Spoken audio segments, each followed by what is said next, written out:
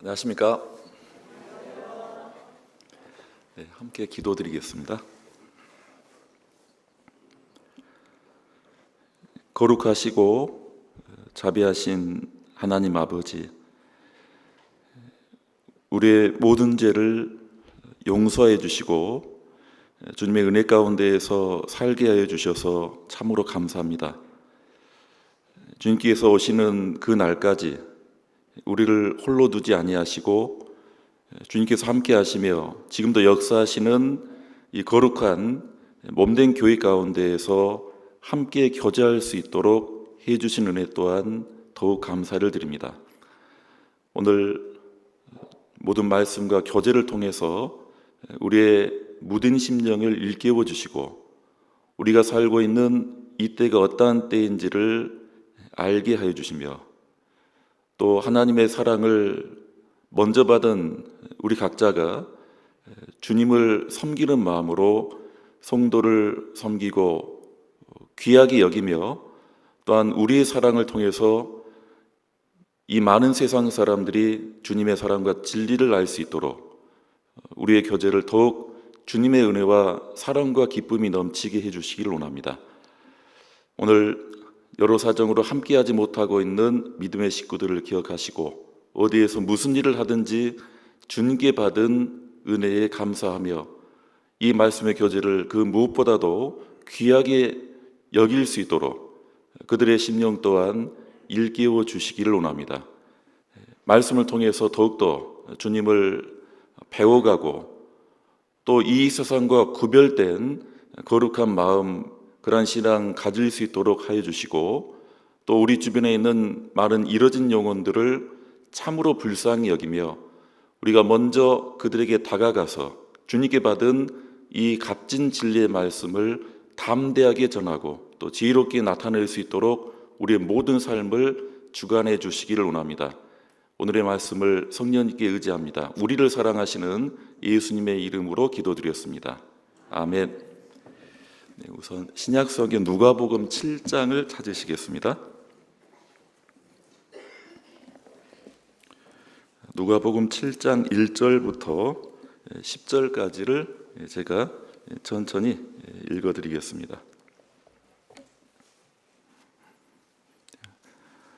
누가복음 7장 1절부터입니다. 예수께서 모든 말씀을 백성에게 들려주시기를 마치신 후에 가버나움으로 들어가시니라. 어떤 백부장의 사랑하는 종이 병들어 죽게 되었더니 예수의 소문을 듣고 유대인의 장로 몇을 보내어 오셔서 그 종을 구원하시기를 청한지라. 이에 저희가 예수께 나와 간절히 구하여 가로되 이 일을 하시는 것이 이 사람에게는 합당하니이다. 저가 우리 민족을 사랑하고 또한 우리를 위하여 회당을 지었나이다 하니 예수께서 함께 가실새 이에 그 집이 멀지 아니하여 백부장이 벗들을 보내어 가로되 주여 수고하시지 마옵소서. 내 집에 들어오심을 나는 감당치 못하겠나이다. 그러므로 내가 주께 나아가기도 감당치 못할 줄을 알았나이다. 말씀만 하사 내 하인을 낫게 하소서. 저도 남의 수하에 든 사람이요 제 아래에도 군병이 있으니 이더러 가라 하면 가고 저더러 오라 하면 오고 제 정도로 이것을 하라면 하나이다. 예수께서 들으시고 저를 기이 여겨 돌이키사 젖는 무리에게 이르시되 내가 너희에게 이르노니 이스라엘 중에서도 이만한 믿음은 만나보지 못하였노라 하시더라. 보냈던 사람들이 집으로 돌아가 보매 종이 이미 강건하여졌더라. 우리 담임 목사님께서 제가 지금 함께하고 있는 은평교회에서 지금 한 주간 귀한 말씀을 전해주고 계십니다. 어쩌다 보니까 제가 이렇게 공주교회 오늘 말씀 전하러 왔습니다. 어제까지 민기아 목사님이 계속 말씀하시는 내용이 한 5km 쪄서 오겠다고 되게 대접 잘 받고 계신다는 말씀 하시는데 우리 은평교회도 은혜로운 말씀 그리고 어제까지 처음 듣는 분들 또 오전 집회로 저녁에 함께하기 어려운 분들이 함께하고 있습니다. 아마 이 시간도 이 집회에 이어서 구원과 신앙에 대한 말씀 전해 주실 줄로 알고 있습니다. 그 바람에 저도 참 공주교회 너무 오랜만에 와본 것 같습니다. 저도 한때는 북쪽으로 얼마 떨어지지 않는 예산에서 한 6년, 7년 정도 함께 교제하고 말씀 전했던 적이 있는데 2010년에 강원도 강릉교회로 떠나서 그동안 이 충남 이 지역 교회에 함께할 기회들이 별로 없었습니다. 강릉 갔다가 또 부산으로 내려갔다가 그 다음에 지금 이제 서울 이제 4년째 되는데 다른 분들도 마찬가지겠지만은 한 번씩 발령 받으면 저는 이 접견 지역이 아니라 거의 꼭지점만 좀 옮겨가는 것 같아요. 아무튼 너무 반갑고 오늘 좀 은혜로운 말씀을 통해서 좀 몇 가지 교훈을 나눠볼까 합니다. 방금 말씀은 예수님께서 이스라엘 동네였죠. 가버나움이라는 곳에서 한 백부장의 간절한 청을 이제 듣고 그 백부장의 집으로 가는 도중에 나타난 이 백부장의 믿음, 예수님께서 이 백부장의 믿음을 보시고 방금 말씀에 나왔는데 내가 이만한 믿음을 본 적이 없다. 이 백부장은 이스라엘 사람이 아닙니다. 이스라엘 땅에서 벌어진 일인데 이 백부장은 로마에서 온 이 백부장이 로마 사람이죠. 이 100명의 부하를 거느린다 해서 백부장이라고 합니다. 로마의 어떤 이 계급 체계가 100명이 부하면 백부장이고 1000명이 부하면 천부장이고 부하가 10,000명이면 만부장이고. 잘하시네요. 간단합니다. 근데 이제 이 백부장이 100명쯤 되는 부하를 지금 건드리는 이 장수이기 때문에 이 로마 제국에서 보면 그렇게 아주 높은 지위의 장군은 아니죠. 1000명, 10,000명 정도 이제 거느려야 장군 호칭을 받을 수 있는데, 그런데 이제 이 시대가 이 로마 제국이 이스라엘을 지배하던 당시이기 때문에 백부장 정도만 돼도 이 이스라엘 사람들 보기에는 대단한 위치인 겁니다. 근데 이 백부장이 지금 자신이 지금 주둔해 있는 가버나움이라는 동네에서 예수님께서 오셨다 하니까 이 예수님의 소문을 익히 듣고 알았던 겁니다. 가버나움은 지금 갈릴리 호수 근접한 아주 좀 넓다란 동네인데, 실제 이 가버나움이 예수님께서 나중에 이제 못 박혀 죽으신 그 예루살렘 이 유대 땅보다도 이 갈릴리 호수 근처에 이 가버나움에서 여러 기적과 능력을 행하셨습니다. 이 누가복음 7장이 예수님께서 가버나움을 첫 번째 방문했던 게 아닙니다. 벌써 몇 번을 방문했어요. 그 유명한 이 군대라는 귀신이 들렸던 사람을 고쳐준 것도 이 가버나움 그 근처 땅이에요. 귀신이 하나가 아니라 군대하면 이 귀신이 아주 때로 한 사람에게 들어가 가지고 예수님께서 그 귀신들을 명해서 그 귀신 들린 사람을 구해주고 결국 그 귀신들은 돼지떼에 들어가 가지고 이 돼지들이 낭떠러지에서 다 죽은 그 아주 인상적인 그런 기적들, 그것도 이 가버나움 근처이고, 베드로의 장모가 이 가버나움에 살았습니다. 그 베드로의 장모가 열병으로 죽어가니까 예수님께서 이 베드로의 장모도 고쳐주고 살려주셨죠. 그러니까 이제 이 가버나움에서 몇 차례 예수님의 큰 능력을 행하신 겁니다.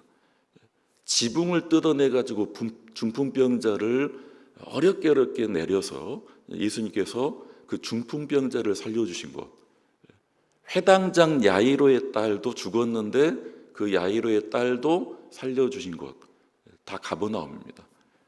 그러니까 이 로마 백부장이 다시 예수님께서 자신의 동네에 이제 오셨다 하니까 아주 냉큼 몇 사람들을 보내었습니다.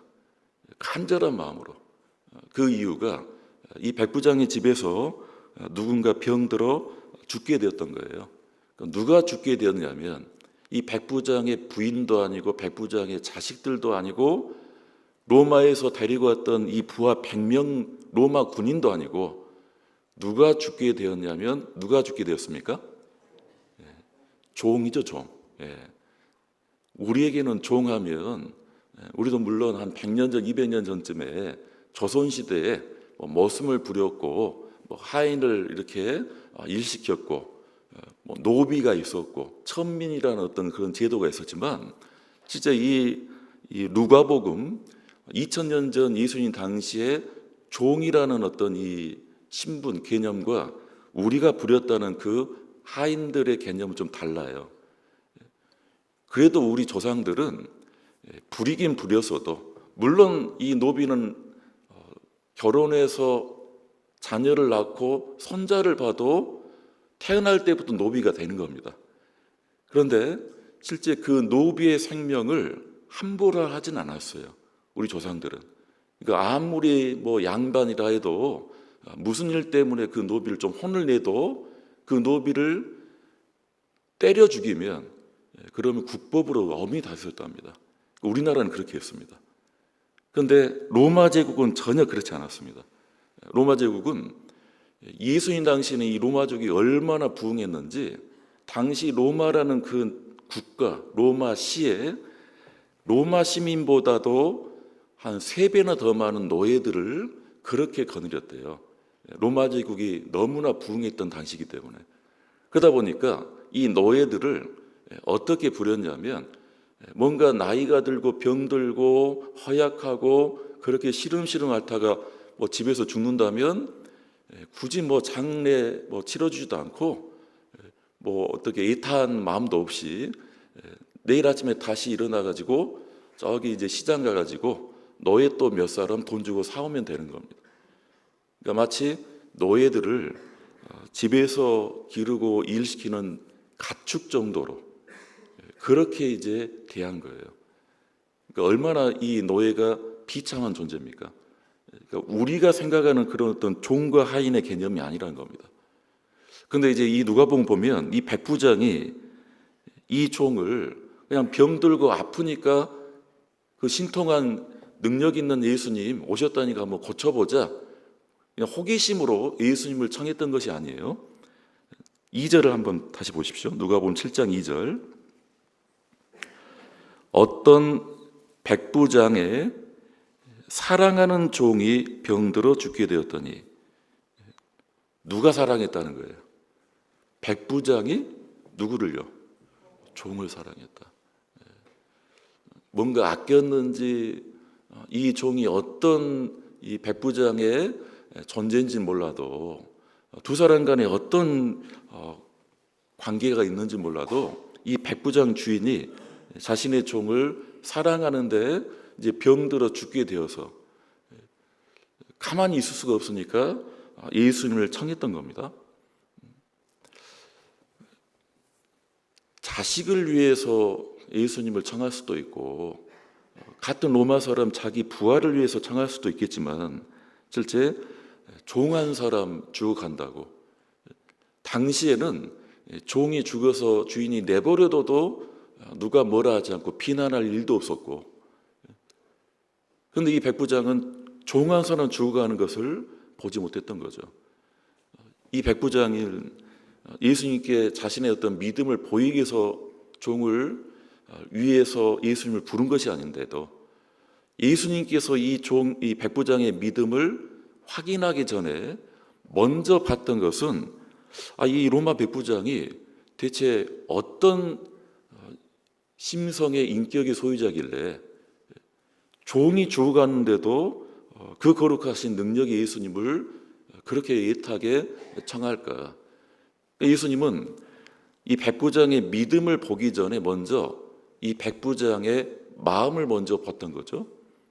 사람을 대하는 마음, 종이라도 이 사람의 생명이 목숨이 그가 그냥 죽어가는데 그냥 지켜볼 수 없으니까 뭐라도 해보고자 하는 이런 사람을 향한 마음을 봤다는 겁니다. 백부장은 장수이긴 하지만 그는 어떻게 보면 이 야전 군인이에요. 그러니까 10,000명을 거느리는 그런 어떤 최고 장군이 아니라 무슨 작전판을 펴고 지시만 내리는 것이 아니라 실제 100명에 부하고 전쟁터에서 싸우는 그런 장수였을 겁니다.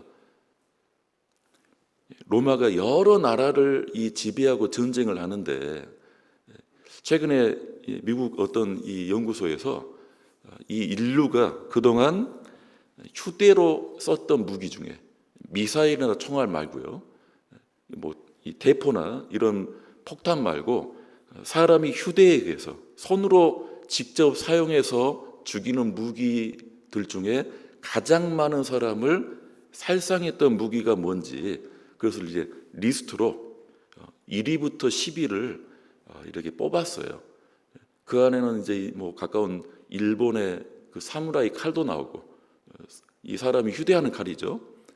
그다음에 이제 몽골의 이 검도 나오고 또 페르시아 사람들 이 반달검이랍니까? 이렇게 이제 휘어져 있는 그런 어떤 칼도 나오고. 근데 이제 1위가 어떤 칼이냐? 가장 많은 사람을 죽인 거의 한 1억 명 이상을 죽인 걸로 나와요. 그것이 바로 이 로마 사람들이 썼던 이 로마 군인의 이 글라디우스라는 칼이 있어요. 한 번쯤 보셨을 겁니다. 그렇게 길지도 않고 그렇게 멋진 칼도 아니에요. 되게 좀 짭짤하면서 뭉퉁한 양날 검인데 되게 우리가 칼하면 베는 칼 아닙니까? 일본 사무라이들이 쓰는 이 그 장검은 이 베는데 되게 좀 기압도 넣으면서 멋지게 이제 비죠. 근데 이 로마 군인들이 썼던 글라디우스라는 이 칼은 베는 용도가 아닙니다. 이거는 이제 찌르는 용도예요. 찌르는. 그래서 큰 방패를 이렇게 갖추고 진영을 짜가지고 이제 적이 막 쳐들어오면 방패로 막다가 살짝 틈이 있으면 베는 게 아니에요. 살짝 틈이 있으면 이제 찌르는 겁니다. 그렇게 해서 전진해서 나가는 그 칼이 많은 인류의 지금 세계 역사상 전쟁사에서 그렇게 많은 사람을 죽인 무기가 없답니다. 백부장이 그런 전쟁을 얼마나 참전했겠습니까? 우리가 살면서 여러분들 사람의 죽은 시신, 시체 많이들 보셨나요? 어떻습니까? 살아온 날이 많으신 어르신들은 그래도 시신들을 대하는 일들이 비교적 많을 수 있어요. 그래도 가족이나 장례를 치를 때, 염문할 때, 아니면 교통사고 현장에서 그런 어떤 사람이 죽는 모습을 볼 수도 있겠지만 지금 이 예수님 당시는 사람이 죽는 것은 어떻게 보면 일상적인 겁니다. 특히나 이 전쟁을 많이 치렀던 백부장에게는 사람 하나 죽는 것, 죽어가는 것, 죽었던 사람 그것을 보는 것은 별게 아니라는 겁니다. 그런데 이 사랑하는 종이 병들어 죽게 되었더니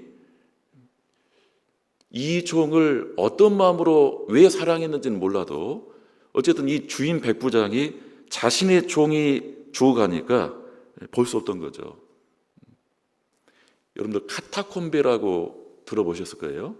로마에 있는 초대교회 그리스도인들이 핍박을 피해서 그 지하 동굴에서 숨어서 교회 생활을 하고 뿐만 아니라 거기서 아예 공동체 생활을 하고 그 안에 가보면 학교도 있고 식당도 있고 그리고 입구부터 시신을 아예 이 파묻은 게 아니죠. 양쪽 벽에 시신을 그냥 눕혀놨던 거예요. 그런 이 터가 그대로 있습니다. 근데 얼마나 깊냐면 지금도 이 카타콤베를 전체를 다 파갈 수 없을 정도로 그렇게 미로가 아주 복잡하게 돼 있는데 이제 가보면 그냥 손으로 긁어내도 얼마든지 파지고 해칠 수 있는 우리 어렸을 때 이 지능놀이 하지 않습니까? 지능처럼 아주 부드러운 그런 토질이에요. 그런데 이 지하수, 물이 흘러서 물을 만나고 그 수분이 증발되고 공기를 만나면 손으로도 얼마든지 파헤칠 수가 있는데, 공기를 만나면 이제 순식간에 이제 바위처럼 단단해지는 그런 토질입니다. 그러니까 이제 이 초대교회 그리스도인들이 숨어서 지냈는데, 원래 그 터가 로마의 수많은 노예들의 공동 묘지터였어요. 그러니까 이제 주인들이 신경도 안 쓰고 죽든지 말든지, 죽었냐 하면은 이제 거리에다가 내버려 두고 수습도 안 해주고 장례도 못 치러주지도 않고, 그런데 이제 다른 노예들이 그 시신을 수습해 가지고 그 카타콤베 그 지역에 이제 토질이 그러하니까 손으로 파서 이제 시신을 안치했던. 나중에 그리스도인들이 도망갈 때도 이 숨어도 워낙 이 로마 군인들이 이제 찾아내기 때문에 그 노예들의 공동묘지 안쪽까지 들어갔던 거죠. 그만큼 이 로마 사람들이 당시에 이 노예, 이 종들을 어떻게 대했는지를 알 수 있습니다. 근데 백부장은 그렇지 않았다는 거예요. 그러니까 예수님께서 이 백부장에 누가 죽느냐? 아내도 아니고 자식도 아니고 종 한 사람 죽어가는데도 이 백부장이 자신 예수님을 간절히 청하는 것을 보고 믿음보다 먼저 봤던 것이 이 백부장이 사람을 어떻게 대하는지, 얼마나 아끼는지 그의 마음을 봤던 겁니다. 하나님께서 우리에게 믿음을 요구하시고 믿음을 기대하시고, 또 우리는 또 믿음이 중요하죠. 구원받을 때도 믿음으로 구원받고, 구원받은 이후의 신앙생활도 믿음 생활이라고 그러죠. 믿음이 더 커지고 믿음이 성장하고 믿음이 세워지고 믿음이 우리의 어떤 생활의 기초가 되고, 그 믿음은 너무나 중요한데, 그런데 하나님께서 우리에게 요구하시는 것이 믿음만이 아니라 마음을 먼저 보시기를 원할 겁니다. 그 마음은 하나님의 마음이고 또 그 마음은 예수님의 마음일 거예요.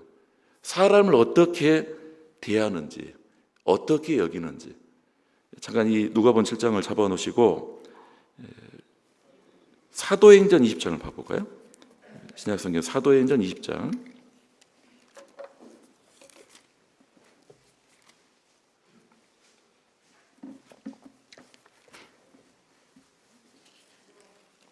사도행전 20장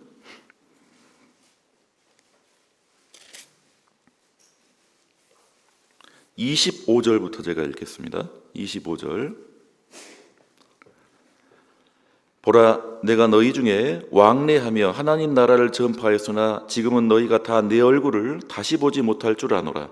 그러므로 오늘 너희에게 증거하노니 모든 사람의 피에 대하여 내가 깨끗하니 이는 내가 꺼리지 않고 하나님의 뜻을 다 너희에게 전하였습니다. 사도 바울께서 에베소에 있는 장로들, 에베소 교회에 좀 이 임원들을 먼저 불렀어요. 왜냐하면 에베소 교회에서 3년여 함께 복음 전하고 교제하고 사역했는데 이제 예루살렘으로 이제 떠나야 되는데, 이 에베소의 임원들을 밀레도라는 어떤 항구에서 이제 마지막으로 만나고 교제를 하고 작별하는 과정입니다. 사도 바울의 말씀이자 간증이죠. 어떤 말씀을 했냐면, 내가 에베소에서 3년 동안 모든 사람의 피에 대해 깨끗하다. 3년 동안 함께 하면서 모든 사람의 피에 대하여 깨끗하다. 그것을 너희에게, 그 에베소 교회 성도들에게 증거한다. 무슨 말일까요? 이 모든 사람이라는 건 일단 에베소 그 도시에 사는 사람들을 일단 한정하는 거예요. 그들의 피에 깨끗하다는 말이 무슨 말일까요? 모든 사람들이 구원받았다는 뜻일까요? 물론 아니겠죠. 개중에는 사도 바울의 말씀을 통해서 구원받고 에베소 교회에서 교제하는 성도들도 있을 거고, 말씀은 들었지만은 끝까지 뭔가 깨닫지 못하고 받아들이지 못하고, 또 어쩌면 오히려 악심을 품고 사도 바울을 아주 대적하는 그런 사람들도 있었을 거고, 그런데 이 사도 바울이 지금 단언을 하고 있는 겁니다. 에베소 모든 사람의 피에 대해 나는 깨끗하다. 그 이유를 바로 그 다음 27절에서 말씀을 했습니다. 27절을 함께 읽겠습니다. 이는 내가 꺼리지 않고 하나님의 뜻을 다 너희에게 전하였습니다. 피에 대해 깨끗하다는 말이 모든 사람이 구원받아서 깨끗하다는 말이 아니라 사도 바울은 꺼리지 않고 누구에게든지 하나님의 뜻을 다 전했다. 그러니까 어떤 후회도 아쉬움도 없이 이제 에베소를 떠날 수 있다고 이제 마지막으로 에베소 임원들에게 얘기하는 거죠. 얼마나 이 사도 바울은 성경을 기록하심도 참 대단하고 바울이 정말 하나님과 교회의 비밀을 깨닫는 것도 대단하지만 바울은 실제로 그의 말씀대로 모든 사람을 꺼리지 않고 다 하나님의 말씀 그 복음을 전하고 들렸다라는 것이죠. 공주에서 구원받으시고 지금껏 공주에서 함께 하신 분들도 계실 것이고 다른 지역에서 구원받고 또 함께 교제 생활하는 분도 계실 것이고 또 이제 시간이 지나면 또 다른 지역으로 또 가셔서 함께 한 분도 계실 것이고 또 어떤 분들은 어떤 처해 있는 직장이나 일터에서 많은 세상 사람들과 더불어 관계를 맺고 살아가는 분도 계실 겁니다. 이 사도 바울이 이 한 말대로 모든 사람의 피에 대하여 내가 깨끗하다. 우리도 이런 어떤 간증이나 이런 삶을 살 수가 있는지. 어떤 분은 가족이 아주 많아요. 형제간도 많고 부모님 형제들도 많고 친척도 많고 조카들도 많고 어떤 분은 그랬대요. 왜 먼저 자신을 먼저 구원받게 했는지, 왜 먼저, 그리고 왜 우리가 좀 이렇게 대가족인데 이렇게 많은 대가족 중에 뭐 교회 다니는 사람도 없을 뿐더러 뭐 예수님, 성경 말만 꺼내도 그렇게 분위기 안 좋고 대적하고 그렇게 비난하고 그런 가족들에게서 나는 태어났고 내가 먼저 구원받는지 그런 뭔가 좀 원망도 하고 뭔가 어떤 이 자책도 하는 그런 마음을 갖는 분들도 있죠. 근데 어떤 분들은 시간이 지나서 그런 어떤 가족에서 나고 자랐지만 먼저 구원받고 열정적으로 말씀을 전하고 어떤 비난도 오해도 정말 감수하고 감내하고 그렇게 해서 시간이 지나면 지날수록 이제는 구원받은 가족들 명절이나 집안 어떤 행사에서 만나도 예전은 정말 외톨이였지만은 점점 전도를 함으로 이 가족들이 이제는 뭔가 나눠지고 교제가 되는 가족들이 늘어나고 이제는 그렇게 하는 이제 시간 지나니까 대부분의 가족들이 함께 구원받고 한 믿음 안에 있는 가족뿐만 아니겠죠.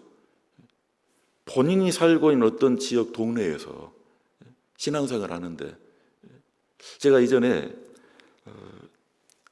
어떤 어르신들이 구원을 받으셨어요. 아드님이 지금은 이제 어디 교회 목사님이신데 그 아드님이 구원을 받고 그 부모님을 전도를 했습니다. 근데 그 집안이 카톨릭 순교자 집안이에요. 카톨릭 그냥 집안이 아니라 순교자가 나온 집안. 그러니까 그 어르신들도 어렸을 때부터 그 어르신들 선친 때부터 카톨릭 집안이에요. 이 충남에도 이 순교지가 좀 있죠, 카톨릭에. 그런 집안의 대대로 카톨릭. 그 목사님도 날 때부터 성당 다녔고, 이제 구원을 받고 이제 부모를 전도했는데 부모님도 되게 쉽지 않았을 겁니다. 근데 이제 부모님 두 분이 구원을 받으셨어요. 얼마 지나지 않아 가지고 제가 잠깐 상담을 했던 적이 있습니다. 그 어르신들이 너무 어려운 어떤 그 지경이 있어서 뭐가 어려우셨냐면 막다른 동네에 수십 년째 그 막다른 동네 안쪽 집에 그 두 분이 사셨는데 수십 년 동안 동네 이웃들을 다 전도를 했던 거예요. 카톨릭 교도로 같이 성당 가자고.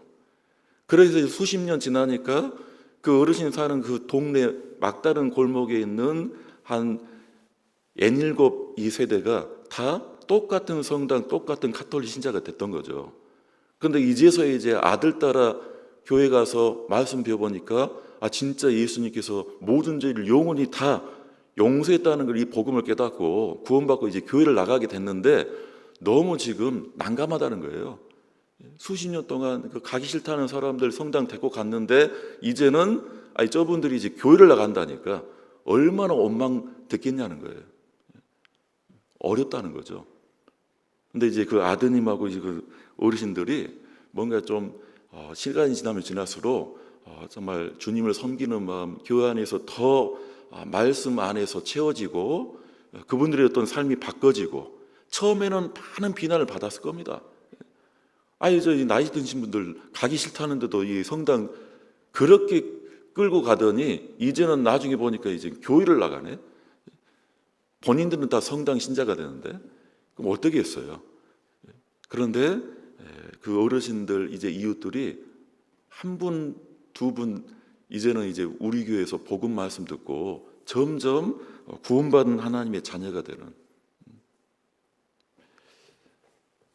이 사도 바울이 모든 사람의 피에 대해 내가 깨끗하니, 우리가 단순히 복음을 전하는 것이 마땅한 그리스도인의 사명이고 뭔가 내가 해야 되고 의무이고 그래서가 아니라 실제로 그들의 어떤 영혼을 불쌍히 여기고 내가 꺼리지 않고 하나님의 뜻을 다 너에게 전한다, 꺼리지 않았다는 게 참 이 사도 바울이 가졌던 중요한 마음이겠죠. 만약 내가 꺼렸다면 우리는 많은 것을 판단하고 계산합니다. 복음을 전하다가 내가 지금까지는 인간관계 참 좋았는데 전혀 문제가 없었는데 괜히 성경 강연에 일주일에 한번 들어보자고, 수양관 한번 가보자고 그런 말 전했다가 관계가 깨지면 어떻게 할까? 또 그런 경험도 있고 그런 어떤 두려움도, 그런 어떤 불안함도 가지고 있다라면 우리는 입도 떼지 못하고 우리를 통해서 이 복음이 역사가 안 될 겁니다.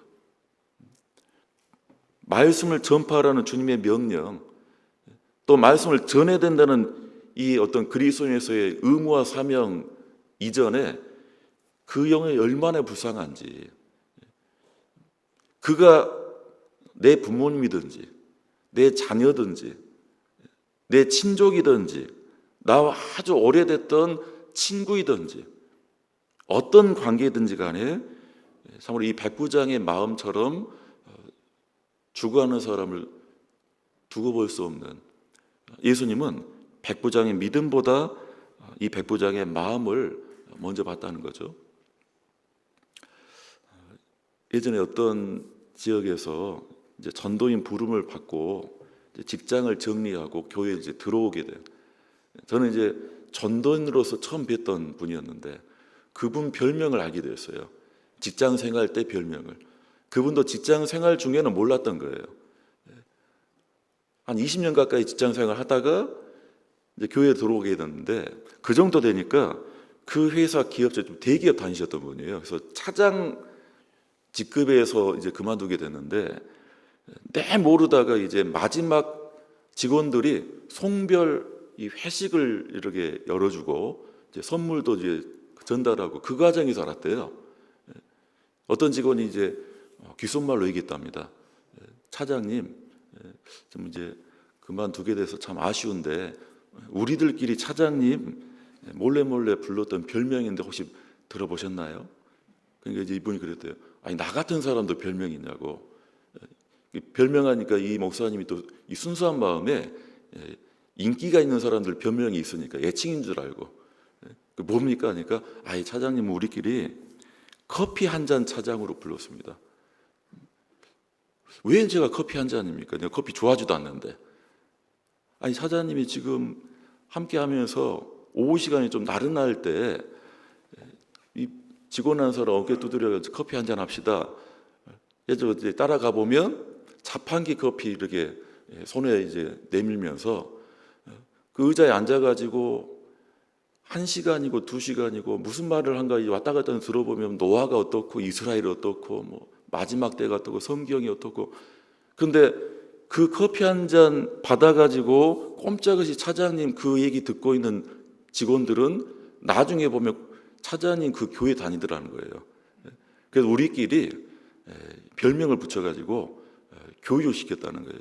우리 팀에 들어오는 이제 신입 직원들, 다른 부서에도 어떤 이제 직원들, 저 차장은 커피 한 잔 차장인데 절대 일하다가도 커피 한 잔 사줄게 하면 절대 따라가지 마라.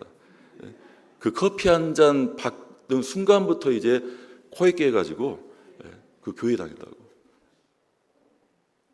그러니까 그분이 직장 생활을 어떻게 했는지 보이잖아요. 커피 한 잔이란 말이 어떻게 보면 애칭도 아니고 좀 심하게 말하면 좀 악명인데 부하 직원끼리 몰래 그렇게 교육시켰던 거예요. 절대 따라가지 말라고. 그만큼 그 차장님은 자기 팀원이든 누구든지 간에 이 말씀을 전하고 그 사람이 나와 무슨 관계든지 간에 그랬던 분들은 아주 많습니다. 학교 선생님으로 발령받아가지고 그 학생들, 동료 교사들, 학부모들, 어떤 의사 선생님이 병원에 또 직원으로 들어가서 뭐 환자들은 물론이고 보호자들, 동료 의사, 동료 간호사, 병원 직원, 그러다 보면 이제 얼마나 많은 말을 듣겠어요. 제가 아는 어떤 의사 선생님 어떤 얘기가 들었냐면 저 교수님은 신천지다고. 그렇게 이제 뒤집어 씌워가지고 저 의사가 다니는 교회는 신천지다고. 덩달아 저도 이제 신천지 목사가 돼버렸어요. 얼마나 열정적으로 전하면. 어떻게 보면 아무 상관없는, 우리가 지금 이 세상 살면서 가족관계, 친구관계 여러 관계가 있지만 실제는 여러 이해관계, 비즈니스로 만나는 사람들 많지 않습니까? 그러든가 어떠든가 먼저 받은 이 주님의 말씀, 특히 나를 살려준 이 생명의 말씀을 내가 받았다면 나와는 아무 상관이 없을지라도 하나님 보시기에는 얼마나 귀한 존재입니까? 그래서 저 사람에게 내가 권하고 말씀 전하고 안 듣고 들어도 못 믿고 그렇게 나를 오해해도 실제 나는 그런 부분에 내가 연연할 것도 없고 주님께 먼저 받은 이 생명의 말씀을 그 불쌍한 영혼을 위해서 긍휼히 여기는 마음으로 전하는 것이 주님께서 얼마나 기뻐하시고 원하시겠습니까? 믿음도 중요하지만은 사람을 대하는 마음이 하나님께서 우리에게 첫 번째로 기대하시는 마음일 겁니다. 예수님께서 한 번은 한편 손을 못 쓰는 사람을 보시고 고쳐주려 하셨어요. 한편 손을 못 쓰는, 한편 손 마른 사람이라도 있죠. 이 사람이 태어났을 때부터인 건지 한편 손을 못 써요. 그거 고쳐주는 것은 예수님에게는 그렇게 큰 일이 아닙니다. 아니, 문둥병자를 깨끗게 하시고 중풍병자도 지금 일으키시는 예수님께서 한편 손 고쳐주는 건요 별일이 아니에요. 근데 이제 고쳐주려고 하니까 옆에 있는 유대인들이 또 딴지를 걸었습니다. 그날이 무슨 날이라고요? 안식일이라고. 안식일이니까 어떻다는 거예요? 안식일은 쉬어야 되는데 왜 예수님 왜 일을 하십니까? 하고 많은 날 놔두고 왜 하필 안식일 날 일하려 하십니까? 이스라엘 사람들은 지금도 안식일을 끔찍이 여깁니다. 물론 대부분의 이스라엘 사람들이 안식일을 지키는 건 아니에요. 제가 이스라엘 예루살렘을 한번 가본 적이 있는데 그때가 금요일이었어요.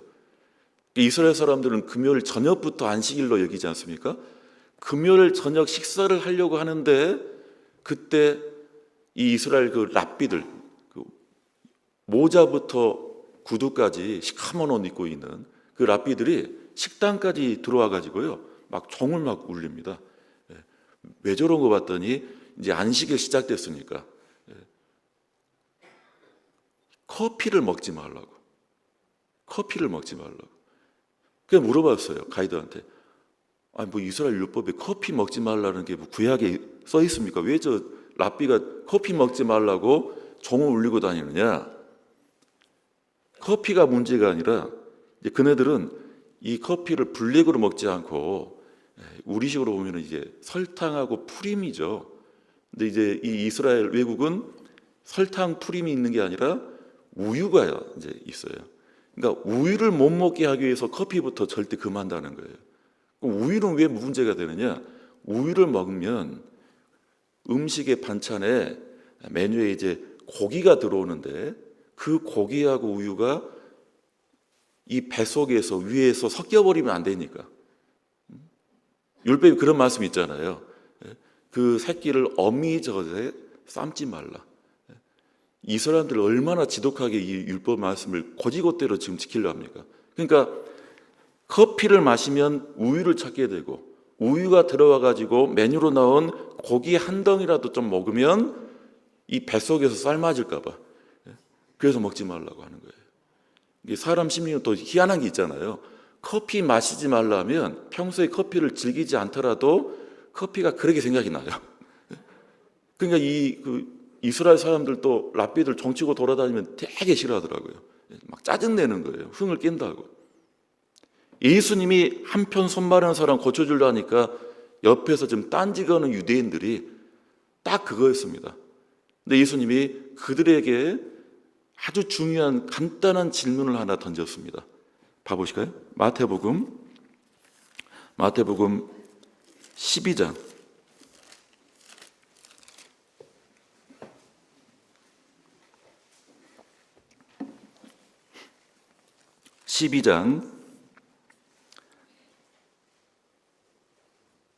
10절입니다.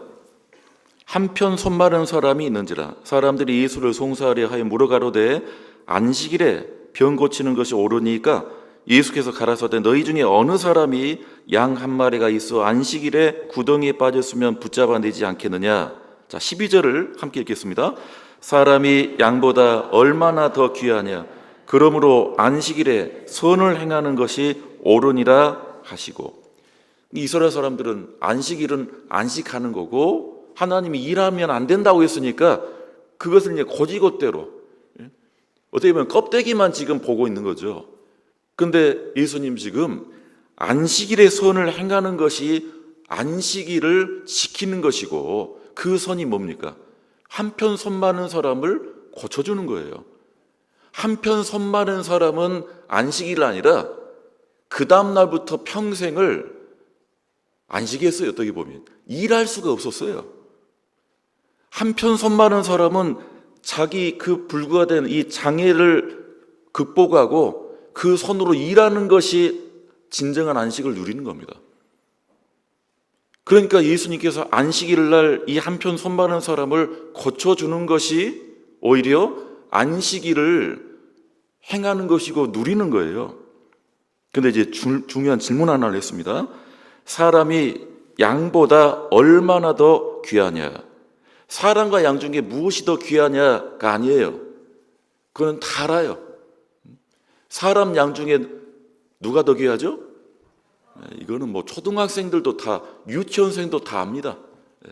양이 아무리 보기 좋고 귀할지라도 사람이 훨씬 더 귀하죠. 그런데 예수님께서 묻고자 한 건 뭐냐면 사람이 귀한데 얼마나 더해요? 사람과 양, 그 가치의, 그 값의 차이가 뭔지, 그 귀한 정도의 차이가 무엇인지, 왜 사람이 귀한지. 자, 얼만큼 귀합니까?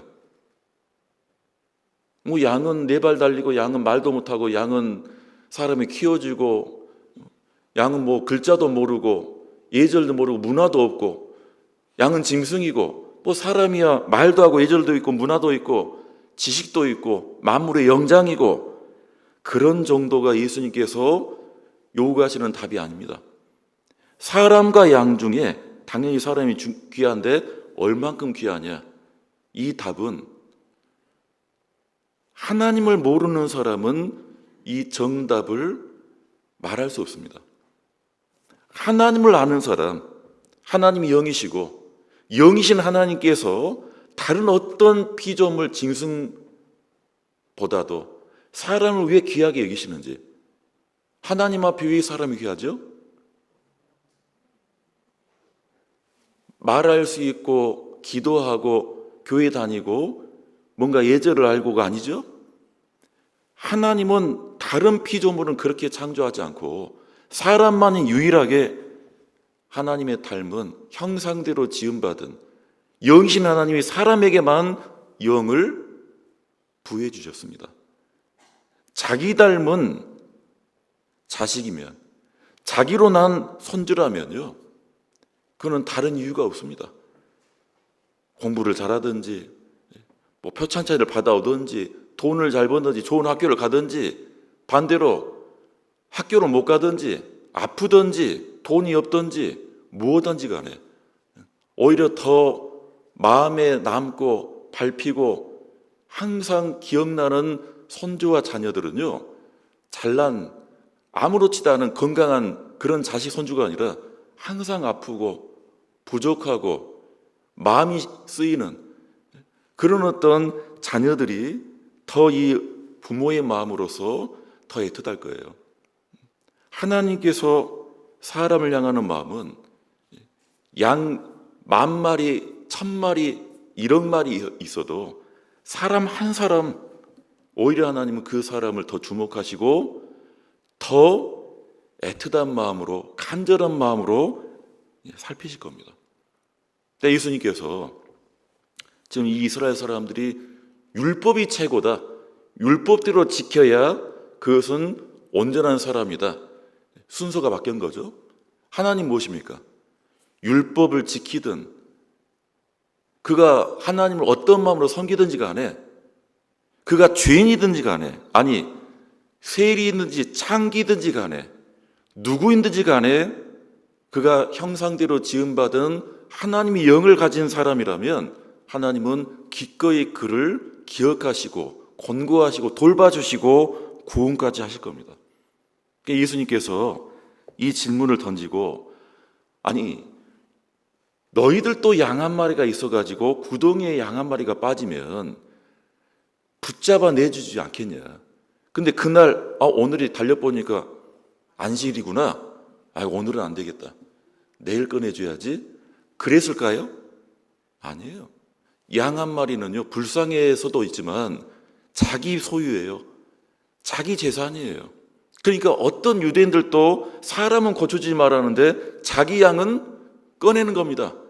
안식일이든 무슨 날이든 간에. 우리 시대에 양 한 마리가 얼마인지 아세요? 제가 최근에 들었네요. 120만 원이래요, 양 한 마리가. 120만 원. 지금 유가가 상승했기 때문에 한 200만 원 넘을 수도 있습니다. 이거 생각해 보세요. 200만 원이 구덩이에 빠졌어요. 그럼 율법에는 안식일이니까 내일 찾아가야지. 내일은 있을까요? 200만 원이? 벌써 누가 갖고 갔습니다. 빠진 순간 나는 꺼내야 된 거예요.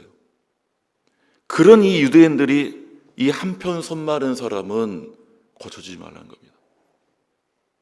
예수님은 그러거나 멀거나 그 불쌍한 사람의 손을 내밀어서 그 사람의 손을 회복시켜 줬습니다. 그러니까 이 유대인들이 얼마나 어땠을까요? 감동받았을까요? 어땠을까요? 봐볼까요? 13절 봐보실까요? 이에 그 사람에게 이르되 손을 내밀라 하시니 저가 내밀매 다른 손과 같이 회복되어 성하더라. 바리새인들이 나가서 어떻게 하여 예수를 어떻게 할꼬? 지금 예수님이 잘못한 거 있습니까? 그러니까 그만큼 예수님을 모르고 생명이 없는 하나님의 자녀가 되지 않는 사람들은 지금도 우리가 하는 이러한 일들, 복음을 전하고 사람을 구원시키고 하고자 하는 것을 보면서도 뭔가 고깝게 여기고 비난하고 욕하고 그런 거죠. 예수님이 이들의 마음을 알았습니다. 그래서 이사야 선지자의 말씀을 암송을 했어요. 이사야의 말씀을 하나 말씀하시기를, 우리 17절 봐보실까요? 이는 선지자 이사야로 말씀하신 바, 이사야 지금 42장에 있는 말씀을 암송했습니다. 20절입니다. 20절 말씀 함께 읽겠습니다. 상한 갈대를 꺾지 아니하며 꺼져가는 심지를 끄지 아니하기를 심판하여 이길 때까지 가리니. 이 이스라엘 사람들 향해서 그 700년 전 이사야 선자의 이 말씀을 암송했어요. 이사야 선자는 다른 선지자들보다도 그 누구보다도 초림하실 예수님께서 메시아로서 어떻게 살아가시고 어떤 일을 행하실 것을 예언을 많이 하셨죠. 예수님이 아직도 예수님을 비난하고 속으로 욕하고 율법을 저렇게 어겨도 되냐? 아니 내일 할 것이지 왜 저 사람 오늘 고쳐주냐? 지금 이들에게 이사야 선자의 말씀을 하나 암송을 하시는데 상한 걸대를 꺾지 아니하며 꺼져가는 심지를 끄지 아니하기를 심판하여 이을 때까지 하리라. 하나님께서는 이런 마음으로 이렇게 역사하실 것을 이사야 선자가 예언했던 거예요. 그 예언을 예수님께서 지금 한편 손바른 사람을 통해서 나타내 보여주신 겁니다. 상한 갈대는 꺼져가는 심지는 아직 하나님을 알지 못하는 구원받지 못하고 생명을 얻지 못한 죄인들을 얘기하는 겁니다. 하나님 보시기에는 죄인들은 상한 갈대이고 꺼져가는 심지밖에 안 된다는 거예요. 여러분들 상한 갈대가 귀한가요? 어떻습니까? 상해 있어요. 갈대예요. 어디 화분에 정성껏 갖고 놓은 그런 난초도 아니고 그런 어떤 수목이 아닙니다. 강변에 가보면 갈대밭에 수많은 갈대가 있는데 그 중에 갈대가 상해 있어요. 떨어질랑 말랑합니다. 그거 하나 손으로 잡아가지고 뽑아버리고 던지는 게 대수겠습니까? 그런데 하나님은 상한 갈대를 꺾지 않는다. 주인은 하나님 보시기에 갈대이고 주인은 그저 풀입니다. 풀은 마르고 그 풀에서 피어나는 꽃은 아무리 예쁘고 보기 좋아도 꽃은 시드나, 그렇죠? 모든 인생의 육체는 풀이라 했습니다. 우리 성경에 보면 주인은 구원받지 않은 사람은 풀이고 갈대이고 구원받으면 어떻게 되죠? 그때부터는 더 이상 풀이 아니에요. 나무이고 하나님의 집에 있는 감람나무이고 백향목이고 풀로 살았다가 하나님 만나는 순간 이제 나무로 거듭나는 거죠. 그 나무는 잠깐 비가 내리지 않고 가뭄 내에도 결실이 계속된다 했습니다. 그치지 않는다 했습니다. 잎사귀가 마르지 않는다 했죠. 풀은 어떻습니까? 상황에 따라서 그렇게 푸른 빛을 생장했던 이 풀이 대단하게 보여도 며칠 비 안 내리면 바람 불면 그냥 말라 비틀어지고 아무것도 아닌 거죠. 상한 갈대를 꺾지 아니하며 꺼져가는 심지를 끄지 않는다. 꺼져가는 심지라는 것이 이사야 말씀에는 꺼져가는 등불로 되어 있거든요. 등불 속에서 지금 심지에 불이 붙여지면 등불이 밝혀지는데 그게 심지가 타지는 게 아니에요. 심지는 타지지 않고 계속 기름이 공급되면 불빛을 밝혀줍니다. 그런데 기름이 부족하면 어떻게 되죠? 심지는 이제 타져 들어가요. 불빛은커녕 막 연기가 막 올라와요. 제가 예전에 이 초등학교 시절, 저는 이제 국민학교라고 있는데 지금은 초등학교 때 그 과목이 있는지 모르겠습니다. 제가 국민학교 다닐 때는요 실과라는 과목이 있었어요. 실과. 일주일에 딱 한 번. 그 실과가 무슨 과목이죠? 이 가정생활. 나중에 중학교 가면 이제 가정이란 과목으로 바뀌지 않습니까? 그래서 이제 뭐 바느질하는 법, 그 양말 이제 빵꾸 나면 어떻게 그것을 이제 기어내는지, 골무 아시죠? 골무. 골무 사가지고 이제 바늘에다가 실 꿰고 그런 것을 이제 배우는 거예요. 그 실과라는 교과서도 있었어요. 근데 그 정도는 실습이 가능한데 어떤 단원이 나왔냐면 밥을 짓는 이제 그 밥에 대한 단원이 나왔어요. 이제 선생님이 1시간 내내 밥을 짓는 방법을 칠판에 판서를 막 하시는데 뭐 쌀의 종류에 따라서 이 밥의 어떤 물의 양, 뜸 들이는데 시간, 불 조절하는 방법 이런 것을 쭉 하는데 그 선생님이 좀 깨있는 분이었어요. 다른 분이었으면 1시간 수업하고 딱 끝냈을 건데 1시간 수업 판서 다 하시더니 야, 이럴 게 아니라 다음 주 실과 시간에는 그냥 밥을 지어보자. 선생님이 밥을 지어주겠다는 게 아니라 그냥 다 함께 밥을 지어보자. 그때는 이제 학생들도 많았잖아요. 60명 정도가 70명, 80명이었어요. 그러니까 이제 밥을 뭐 솥 하나 가지고 지어봐야 선생님 보기엔 그것도 양이 안 차는 거예요. 그래서 이제 조를 다 짜가지고 한 대여섯 명, 10명씩 조를 짜가지고 다음 주 실과 시간에는 책상을 붙여서 통째로 솥을 갖고 와가지고 거기서 밥을 다 각자 지어보자. 그걸로 점수를 주겠다. 그래서 저도 이제 어떤 조에 속해가지고 누구는 뭐 솥을 갖고 와라, 뭐 물을 챙겨와라. 저는 불을 당번했어요. 불이 있어야 될 거 아니에요. 근데 그때 시절에 지금처럼 무슨 가스레인지가 있었던 게 아니니까 일주일 내내 고민했어요. 뭘 갖고 갈까?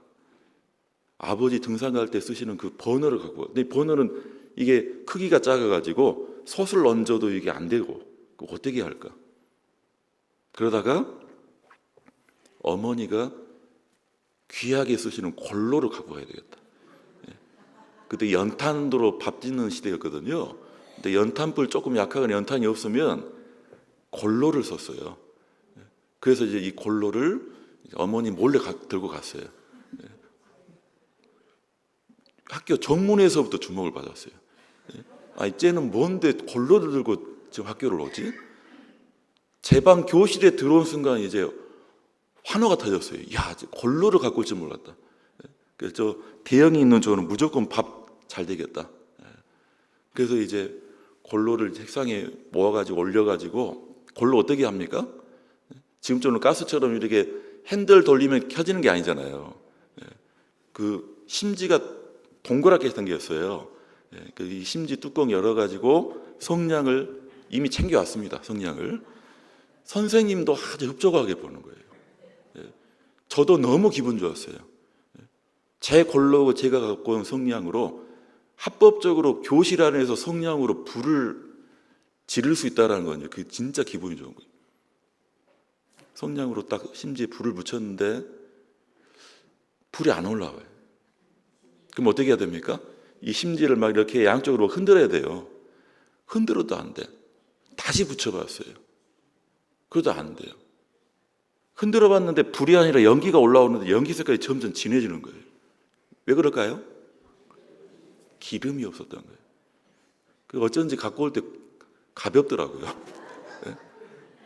좋다고 갖고 왔는데 기름이 없었던 걸 몰라가지고 성냥을 몇 개를 붙였는데도 안 되고 결국 이제 이 연기가 완전히 무슨 그 시커먼 숨도 못 쉬어요. 이제 교실에 차곡해가지고 눈도 따갑고 선생님 어땠을까요?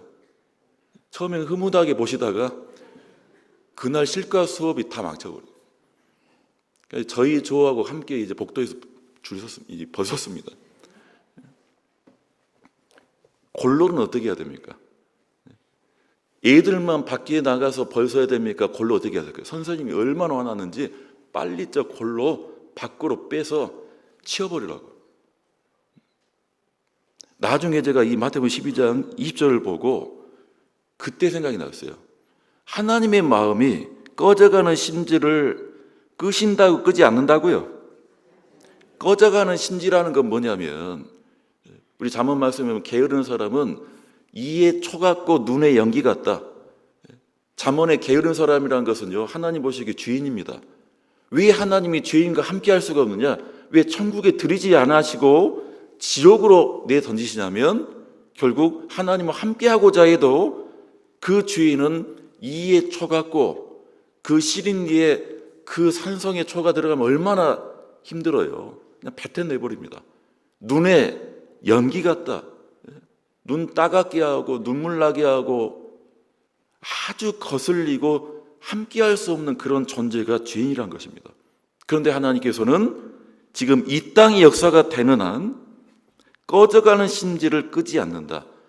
그냥 꺼버려야 되는데 꺼져가는 심지는 불빛도 없어요. 그냥 냄새만 나요. 코에만 역하는 게 아니라 이제 눈에도 이제 따가워요. 빨리 꺼버려야 돼요. 그런데 끄지 않고 참고 견디시고 하나님을 기다려 주신다는 겁니다. 하나님도 기다리시고 우리도 먼저 구원받고 신앙생활 하면서도 우리는 참고 인내하고 기다릴 때가 많이 있습니다. 왜? 우리 가족들, 친구들, 친하든지 나한테 좋든지 나한테 이롭든지 유익하든지 어떤 관계든지 간에 뭔가 나를 바라보는 것이 내가 진리를 믿고 있고 하나님을 섬기고 있고 구원받았다는 그 이유 때문에 비난하고 오해하는 그러한 사람들을 똑같은 마음으로 대하는 것이 아니라 우리는 뭔가 이해하고 받아주고 기다려주고 때로는 참고, 그러면 결국 지금 예수님께서 한편 손마른 사람을 고쳐주시면서 이 이사야 말씀을 지금 교훈해 주셨는데, 유대인들도 이제 나중에는 한 사람 한 사람 예수님께 돌아왔습니다. 단순히 그 기적의 능력만 보고 돌아온 게 아니죠. 그 십자가의 그 도를 통해서, 베드로의 전도를 통해, 사도 바울의 그 외침을 통해서 한 사람 한 사람 구원받았습니다. 전도하는데 우리 신앙생활에 정말 중요한 게 있다면 기다림입니다. 그냥 마냥 하염없이 기다리고 인내하는 것이 아니라 내가 왜 기다리고 왜 버텨야 돼, 왜 참아야 되는지, 내가 옳으니까, 내가 맞으니까, 내가 참된 진리를 믿고 있고 나는 옳은 길을 가니까 뿐만 아니라 그들은 모르니까, 그들은 불쌍하기 때문에. 그러니까 우리 이제 부부간에 남편을, 아내를 전도하는 분들 많으시잖아요. 결코 쉽지 않았어요. 어떤 남편은 지역교회 불도저를 가지고 교회 부셔버리겠다고 쳐들어온 남편도 있고, 어떤 남편은 아예 불을 질러버리겠다 해가지고 겨울에 어떤 선교회, 서울에 지금은 교회가 되는데 어떤 선교회 지하에서 수요 말씀 듣고 있는데 겨울에 말씀 시간에 갑자기 텅 소리가 났대요. 보니까 이 남편이 휘발유 2통을 갖고 온 거예요. 날씨 추운데 따뜻하게 지내라고 갖고 왔겠습니까? 불져버리겠다. 근데 그 자매님은 요동이 안 해요. 쳐다보지도 않아요. 그냥 말씀 듣고 있습니다. 지금 어디, 경기도 어디 교회 은장의 어르신이거든요. 집사님 되셨는데 요동을 하지 않아요. 그 남편은 무슨 이 미친 사람이 아니에요. 거칠게 산 사람이 아니에요. 실제는 고위 경찰이었어요. 근데 왜 그렇게 했느냐?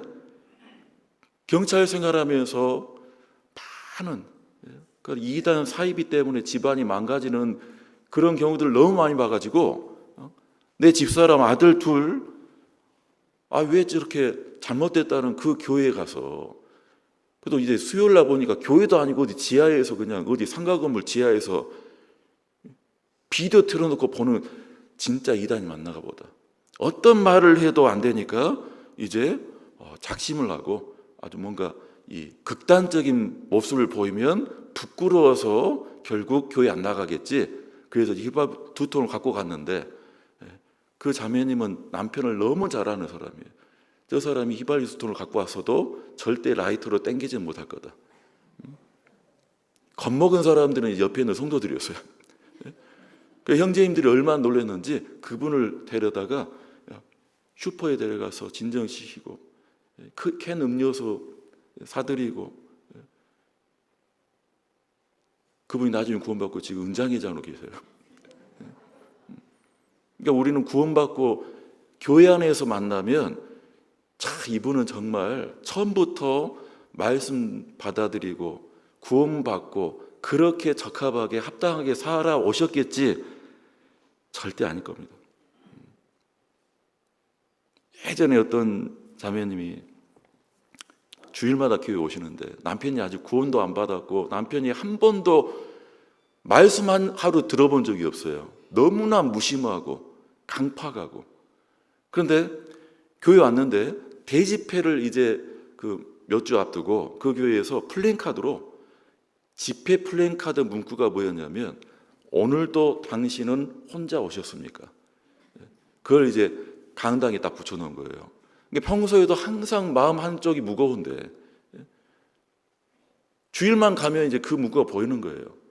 근데 그 시절에 이 대강당에 신발을 벗고 들어왔던 때예요. 예전에는 그런 교회가 좀 있었습니다. 신발을 벗고 들어왔어요. 그럼 신발장이 어디 있냐면 저 뒤에 있는 헌금함 그쪽에 딱 이 신발장이 쭉 있습니다. 그래서 그 자매님이 너무나 마음이 이제 안 좋으니까 한 번은 주일날 남편 구두를 몰래 갖고 왔어요. 대강당 안에 있는 신발장에 구두를 딱 넣어놨어요. 그래서 기도를 하셨대요. 주님, 구두가 먼저 왔사오니 꼭 구두 주인이 나중에 꼭 따라오기를 주님께 간절히 기도합니다. 얼마나 막막하고 마음이 어려서는 그렇겠습니까? 남편은 지금 말해봐야 그 말이 안 들어가요. 꿈쩍도 못해요. 근데 이제 구두라도 갖고 와가지고 그 남편이 나중에 구원받았대요. 어떻게 해서 구원받았을까요? 아, 구두를 갖고 와가지고 교회 땅 어디다 놔두면 구두 따라오는구나, 구원받는구나가 아니라 그 자매님이 기도만 그렇게 앉아서 했겠습니까? 계속해서 그 기도에 따라서 합당한 생활을 하셨겠죠. 그래서 하나님은 이 백부장의 마음처럼 종이든지 부하 100명 중에 한 사람이든지 누구든지 정말 그 사람을 죽어가는데 내버려 두지 않고 손을 놓지 않고 예수님을 청해서 그를 살리기를 원하는 그 마음을 예수님 먼저 보셨던 겁니다. 다시 본문 누가복음 7장 6절 보시겠습니다. 예수께서 함께 가실새 이에 그 집이 멀지 아니하여 백부장이 벗들을 보내어 가로되 주여 수고하시지 마옵소서 내 집에 들어오심을 나는 감당치 못하겠나이다. 예수님이 이제 가셨어요. 흔쾌히. 아니 죽어간다니까. 그리고 로마 백부장이 용케 자기 종을 무슨 마음으로 사랑하는지 예수님을 청해서까지도 살리고자 하니까 당연히 가시죠. 그런데 지금 백부장이 뭐라고 하는 거예요? 벗들을 보내어 가로되 주여 수고하시지 마옵소서 내 집에 들어오심을 나는 감당치 못하겠나이다. 그래서 어쩌라는 거예요? 오시라는 거예요? 오지 말라는 거예요? 백부장 본인이 청했는데 소식을 들은 겁니다. 아, 드디어 예수님께서 백부장의 장군님의 그 부탁을 듣고 곧장 그 집으로 향하고 오고 계십니다. 그럼 백부장이 아, 드디어 됐구나. 좀 대문도 열어놓고 뭔가 준비를 해야 되는데 뛰쳐나갔습니다. 길목어기에서 말하기를 주여 수고하시지 마옵소서 내 집에 들어오심을 나는 감당치 못하겠나이다. 올 필요 없다라는 거예요. 올 필요가. 무슨 이유 때문에? 내 집에 들어오심을 나는 감당치 못하겠나이다.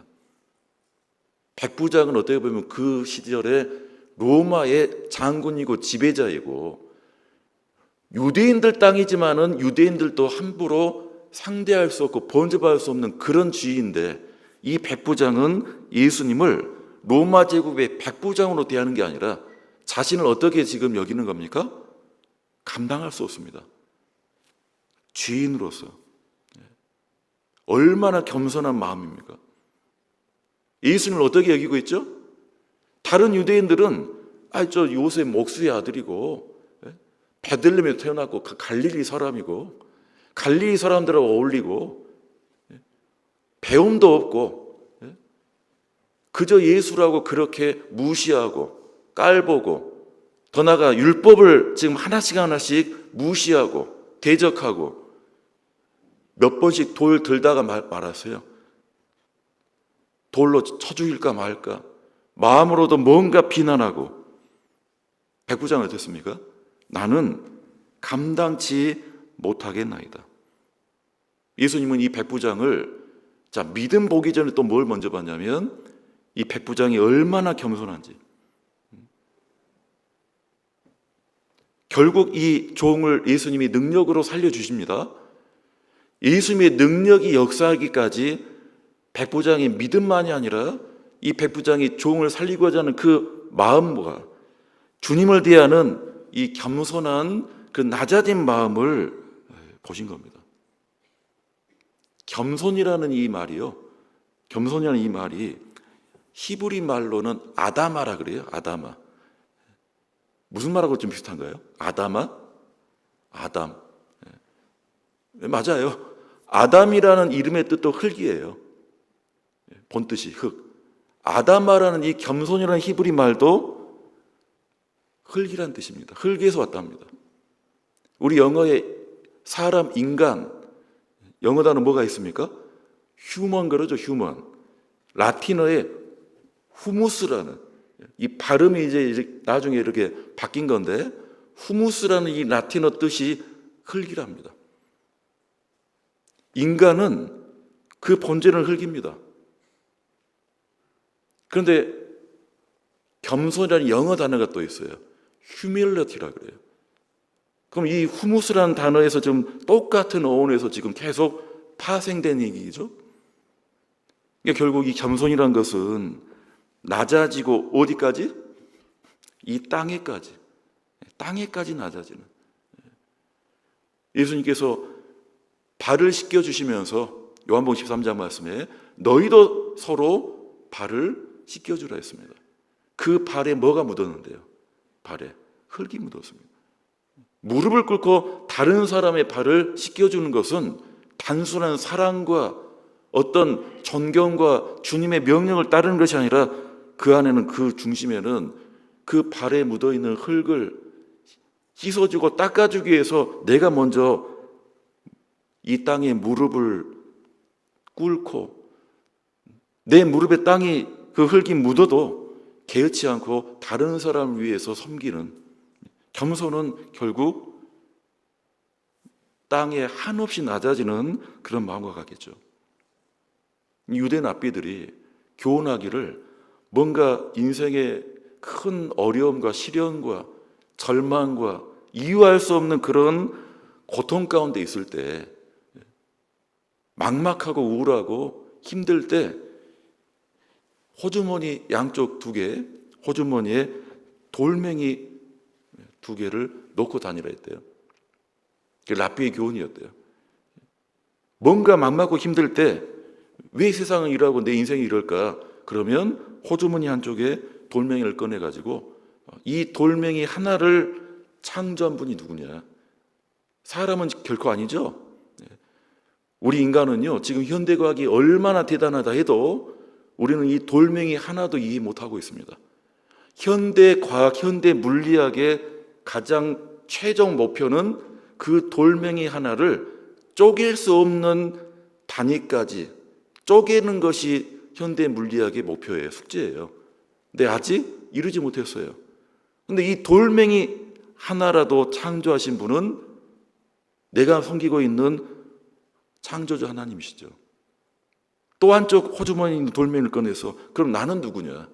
하나님은 창조자 하나님이신데 나는 어떤 존재입니까?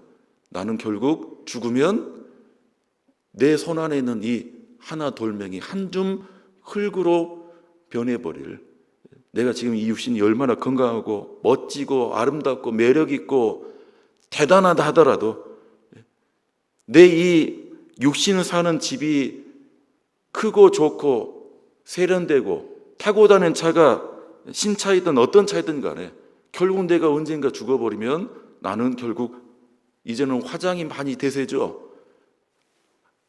단지 하나에 그냥 들어와요. 더 태워버리면 이제 한 줌의 흙으로, 시간 지나면 그마저도 이제 온데간데 없을 겁니다. 성경에는 티끌이라 했습니다. 그러니 내가 이 세상을 살면서 어떤 어려움을 당할 때 내가 섬기고 있는 의지하는 하나님은 창조주 하나님이시고 나라는 존재라는 건 그저 티끌밖에 안 되는 그런 존재다. 이 백부장은 그 창조주 하나님, 거룩하신 예수님 앞에 무릎을 꿇었습니다. 감사합니다 어서 오시오 아니라 수고하시지 마옵소서 감당치 못하게 한다이다. 들어오실 필요 없습니다. 예전에 제가 어떤 분 신발을 갔을 때요, 시골에 홀로 사시는 어떤 어르신 댁이었어요. 어떤 자녀들이 이제 청해가지고 신발을 갔는데, 시골집은 안방이 좀 크지 않습니까? 근데 의외로 가족들도 많은데 가족 사진 하나가 없어요. 그 시골 안방 들어가면 그 어르신의 선친 사진, 옛날 사진부터 해서 지금 현재 자식들, 손주들 사진도 있을 법한데 그런 사진 하나 없이 그 어르신 이제 이 머리 뒤에 보면 가운데 사진 하나가 딱 걸려 있는데 그 어르신하고 대통령하고 찍은 사진 하나 딱 있더라고요. 그래서 이제 처음 뵈니까 그래도 좀 친해져야 되니까 일부러 좀 안치를 해드렸죠. 딱 보니까 청와대 갔다 오신 것 같아요. 어르신 청와대 갔다 오셨군요. 그러니까 그 전까지는 되게 근엄 진지했거든요. 근데 그 사진 딱 아는 체 하는 순간 이제 탁 풀리더라고요. 얼마나 말씀을 많이 하시던지. 몇 해 전도 아니에요. 벌써 10몇 년 전이에요. 그때 당시 대통령이 아니었어요.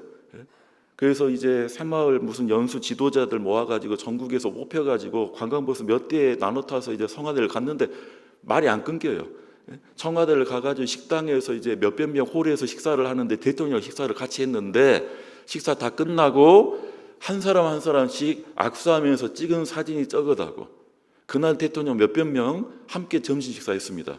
그 대통령 그분들 다 기억할까요? 그 어르신 함께 사진 찍은 거 기억할까요? 근데 그 어르신은 기억 정도가 아니에요. 가족 사진은 안 걸고 그 사진 딱 걸어놨어요. 만약 그 시골집에 이런 목사 전도인 온 게 아니라 그 대통령이 직접 와가지고 식사 한 끼 하고 갔다. 그럼 어떨까요? 사진 액자 하나로 안 됩니다. 동영상으로 남겨놓을 거예요. 동영상으로. 백부장이 지금 예수님을 어떻게 여기고 있냐면요, 로마 황제보다 더 대단하게 여기고 있어요. 로마 황제보다. 로마 황제 시저가 백부장 집에 왔다 가면 수고하시지 마옵소서 그런 말 안 할 겁니다. 카페트 깔고 소잡고 닭 잡고 자기를 더 드러내고 내가 이 정도가 됐다. 그런데 예수님이 오시니까 안 되는 거예요. 감당할 수 없습니다. 어떻게 보면 말이 바뀐 거죠. 누가 누구를 감당할 수 없어요. 세상 사람들 보기에는 이름 없는 목수의 아들 예수가 저 대단한 백부장의 집에 간다는데 오히려 이 유대인이 예수가 감당할 수 없는 마음으로 가져야 될 텐데 오히려 백부장이 뛰쳐나왔습니다. 겸손한 가운데 주님의 능력이, 겸손한 가운데 주님이 함께 하십니다. 고넬료라는 이 백부장이, 다른 백부장이죠, 베드로를 청했어요. 처음에 베드로는 백부장, 로마 사람, 이 복음은 유대인에게만 해당된 건데 왜 로마 사람이 나를 찾지?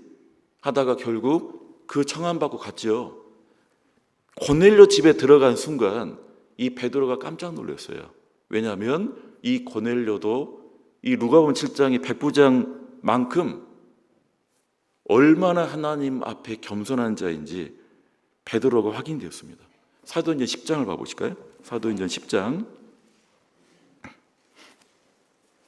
23절입니다.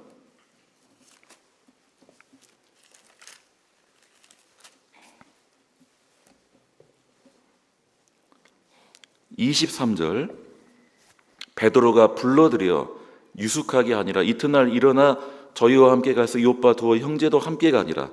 이튿날 가이사랴에 들어가니 고넬료가 일가와 가까운 친들을 모아 기다리더니 마침 베드로가 들어올 때에 고넬료가 맞아 발 앞에 엎드려 절하니 베드로가 이렇게 가로되 일어서라 나도 사람이라 하고 더불어 말하며 들어가 여러 사람이 모인 것을 보고 이르되 유대인으로서 이방인을 교제하는 것과 가까이 하는 것이 위법인 줄은 너희도 알거니와 하나님께서 내게 지시하사 아무도 속되다 하거나 깨끗지 않다 하지 말라 하시기로.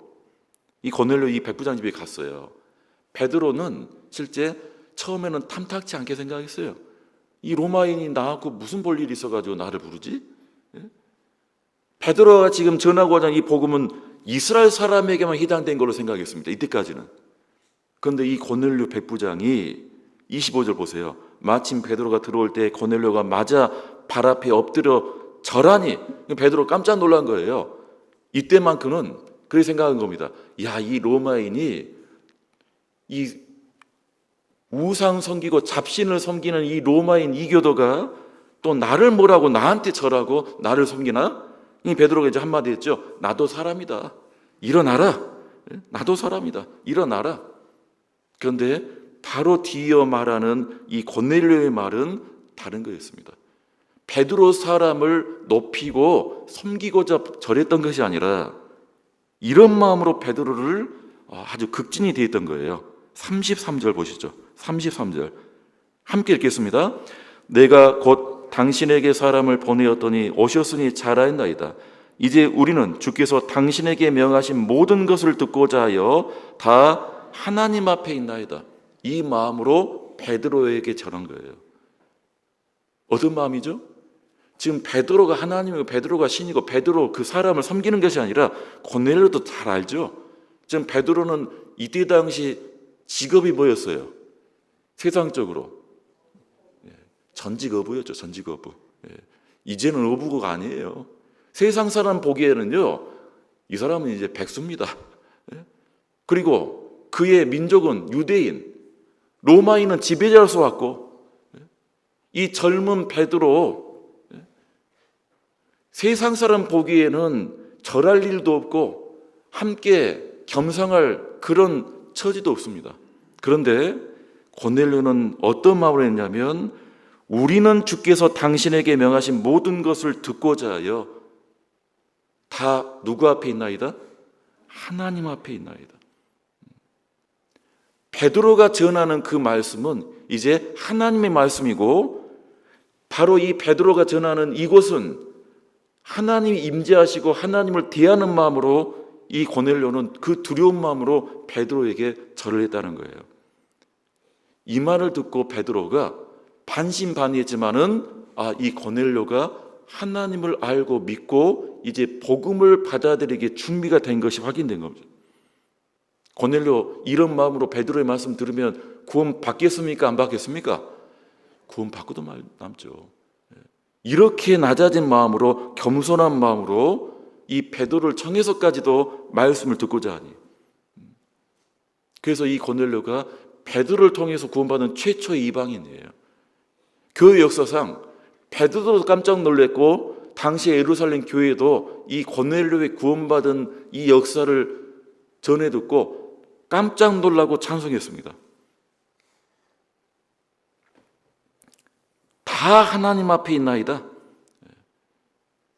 하나님은 낮아진 자를 높이시고 겸손한 자를 구원하십니다.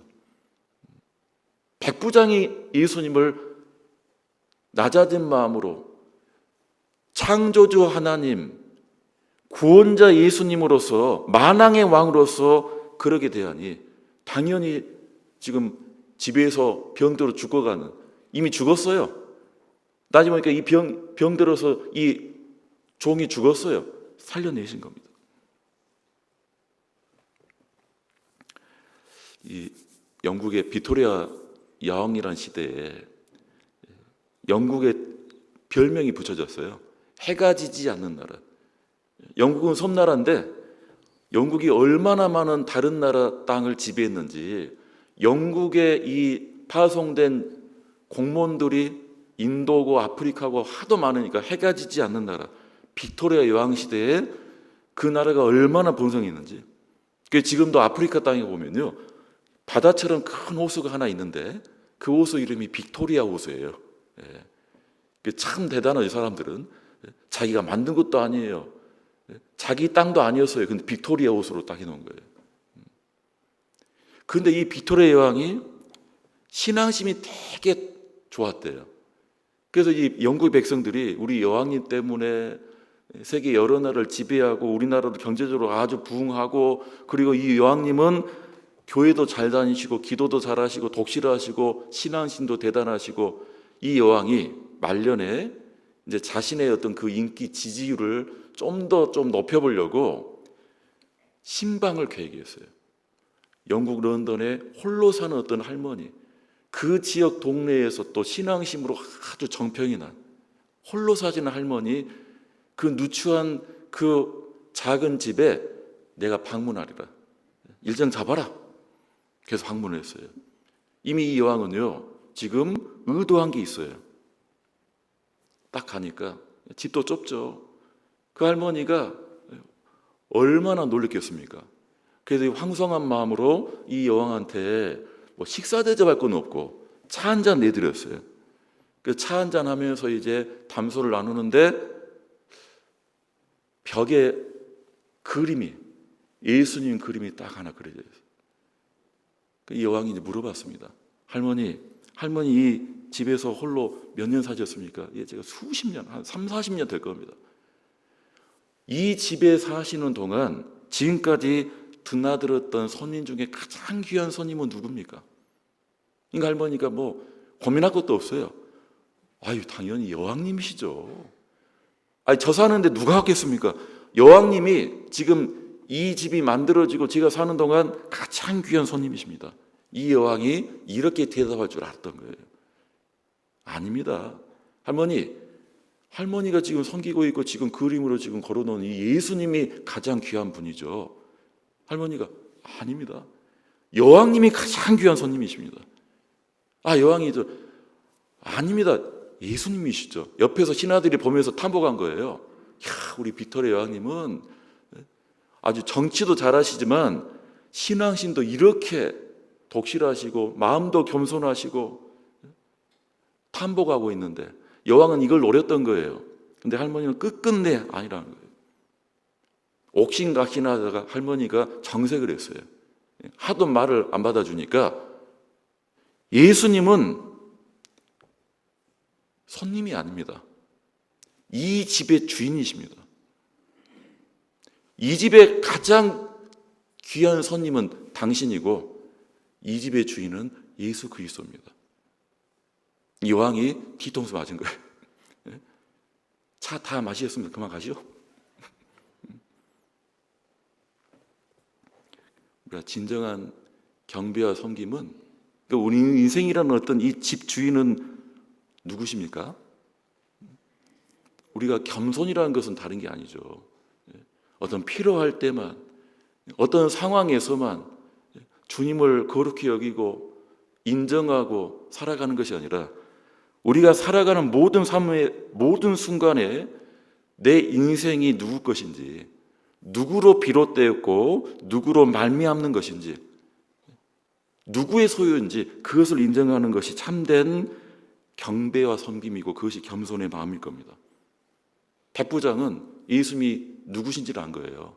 로마 황제보다 더 대단한 분, 그 위엄이 높은 분이 누추한 내 집에 들어오신다? 굳이 내 종을 살리시려고? 그럴 필요 없습니다. 그럼 어떻게 하라는 거예요? 그냥 여기서 말씀만 하십시오. 마태복음 8장 8절 좀 정리하겠습니다. 마태복음 8장 8절, 누가복음 7장과 동일한 내용의 말씀입니다. 마태복음 8장 8절, 백부장이 이렇게 하라는 거예요. 백부장이 대답하여 가로되 주여 내 집에 들어오심을 나는 감당치 못하겠사오니 다만 말씀으로만 하옵소서. 그러면 내 안이 낫겠사옵나이다. 어떻게 하라고요? 이 백부장이 다 지금 지시하고 있는 거예요. 들어오실 것도 없고 굳이 병들어 죽어가는 내 종 뭐 손을 잡고 뭐 안수를 하시고 그럴 것도 없이 그냥 그 자리에서 말씀만 하십시오. 백부장은 예수님의 입에서 나오는 말씀이 어떤 능력이 있는지를 아는 사람입니다. 창세기 1장도 보면 하나님이 이 세상을, 우주를 어떻게 창조하셨습니까? 하나님이 직접 손으로 우주를, 지구를, 동물, 식물, 사람을 막 조물딱 하고 하나님이 행하셨습니까? 말씀만으로. 예수님의 입에서 나오는 말씀만으로도 바다가 잔잔해졌고 죽은 나사로가 3일 만에 살아났고, 내 종이 뭐라고 예수님의 말씀으로 어떻게 그 은혜로 그 기적의 능력을 잊지 못하겠습니까? 그 뜻이에요. 말씀만으로 충분합니다. 말씀만으로. 이 말을 듣고 예수님이 기이 여기신 거예요. 내가 이스라엘 중에서도 이만한 믿음을 만나보지 못했다. 또 이 백부장은 경험으로도 알았습니다. 부하가 100명이에요. 부하가 100명은 이 백부장의 명령, 지시로 죽으라면 죽을 것이고, 그렇죠? 가라면 가고 오라면 오나이다. 저희에도 든 사람이 있습니다. 100명의 부하가 있습니다. 만왕의 왕이신 예수님 말씀하시는데 죽었다가도 살아면 살아날 것이고, 일어나라면 일어날 것이고, 그래야지 못할 이유가 없을 겁니다. 말씀만 해 주십시오.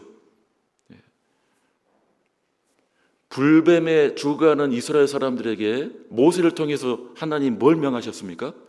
놋뱀을 만들라 해요? 놋뱀을 쳐다보라 해요? 지금부터 이제 놋을 모아다가 놋뱀을 만들라가 아니죠. 놋뱀은 하나였고 그것을 장대에 달아서 그것을 보면 살리라. 살아난 사람들은 왜 살아났을까요? 장대의 능력입니까? 놋 구리의 어떤 효험입니까? 보면 살리라는 그 하나님의 명령 말씀을 받아들이고 신뢰했기 때문입니까? 받아들이고 신뢰했기 때문에 백부장의 믿음이 이 믿음이란 겁니다. 그래서 예수님께서 대단한 믿음의 소유자라고 그렇게 높이 인정하시는 그 믿음은 어떻게 보면 우리가 신앙생활하면서도 크게 아주 무슨 신령하고 신통하고 특별하고 그런 것이 아니라 우리가 익히 알고 있는 이 말씀, 주님의 말씀이라면, 주님이 지시한다면, 내가 순종한다면 그 가운데서 주님께서 역사하신다는 이 말씀. 과부가 먹을 것이 없어가지고 자기 아들하고 마지막으로 떡반죽에 기름 뿌려서 구워서 그거 먹고 이제 죽으려는데 엘리야 선지자가 어떻게 했습니까? 처음부터 능력을 베푸지 않았어요. 어떻게 했죠? 그거 주라 했어요. 이 과부가 얼마나 지금 원통하겠어요. 그러니까 이 과부가 처음에는 한심스럽게 얘기했어요. 아, 이거 지금 우리끼리 마지막으로 먹고 이 흉년 때 그래 죽으려는데 마음은 참 그랬는데 이 과부가 그래도 이 선자의 말을 따랐어요. 여기까지는 좋았는데 그 과부의 외아들이 얼마 지나지 않아 죽어버렸죠. 그러니까 이제 이 과부가 안 그래도 저번에도 처음에 우리끼리 먹고 죽으려 했는데 그거 내놓으라 해가지고 어쩔 수 없이 내놨는데 그때부터 이제 이 선자와 같이 살다가 내 귀한 아들이 죽어가니까 얼마나 엉뚱한 마음이에요. 그래서 이제 이 과부가 막 부르짖었죠. 아니 당신이 나와 무슨 상관이 있기로 내 죄를 생각나게 하고 내 아들을 죽게 하려고 내게 오셨나이까? 얼마나 원통했으면. 그때 엘리야가 그 죽은 과부의 아들을 살려줬습니다. 그때 과부가 외쳤던 얘기가 선지자님 정말 대단하십니다가 아니었어요. 과부가 이렇게 외쳤어요. 내가 이제야 당신은 하나님 사람이고 내가 이제야 당신의 입에서 나오는 말씀은 하나님의 말씀인 줄 알겠다고. 우리가 신앙생활하면서 가장 중요한 하나님께서 요구하시고 기대하시는 믿음이란 것은 다른 믿음이 아니라 말씀이 하나님의 말씀이고 그 말씀을 통해서 하나님이 역사하신다. 그 말씀을 우리가 순종하고 신뢰한다면 우리의 삶이 얼마나 어렵고 힘들고 외롭고 아프고 절망에 빠질지라도 우리는 말씀 안에서 분명히 주님께서 일으키시고 주님의 능력으로 역사하실 것을 오늘 이 누가복음 7장의 백부장의 믿음을 통해서 우리에게 교훈하실 수 있다 생각합니다. 기도드리겠습니다. 거룩하신 하나님, 우리가 하나님을 이전 알지 못할 때에 우리의 삶이 얼마나 허망하며 죄 많고 불만 많은 이 비천한 인생들, 주 예수님의 십자가의 그 죽으심으로 모든 죄 용서하시고 그 복음의 말씀을 통해서 우리 영혼을 건져주시고 거듭나게 하여 주시는 애 너무나 감사합니다. 그 생명의 말씀을 통해서 구원해 주심도 감사한데 이제 주님께서 지금도 함께 하시고 역사하시는 이 거룩한 교회 가운데서 함께 교제케 해주심도 더욱 감사를 드립니다. 이러한 교제를 통해서 더욱 우리의 육신이 다듬어지고 깨어지고 이 세상을 향한 여러 욕심과 정욕이 참으로 주님을 향한 열정과 성령의 소욕으로 바뀔 수 있도록 말씀과 교제를 통해 우리를 변화시켜 주시고 더욱더 이 헛된 세상에 마음을 두지 않도록 모든 삶을 이 세상과 구별케 해 주시기를 간절히 기도드립니다. 공주교회에서 한 마음과 한 뜻으로 기도하는 모든 일에 주님께서 응답하시고 주님의 뜻하심이 이 교회를 통해서 이루어지며 또 주님만이 영광 받으시기를 간절히 기도드립니다. 우리를 사랑하시는 예수님의 이름으로 기도드렸습니다. 아멘.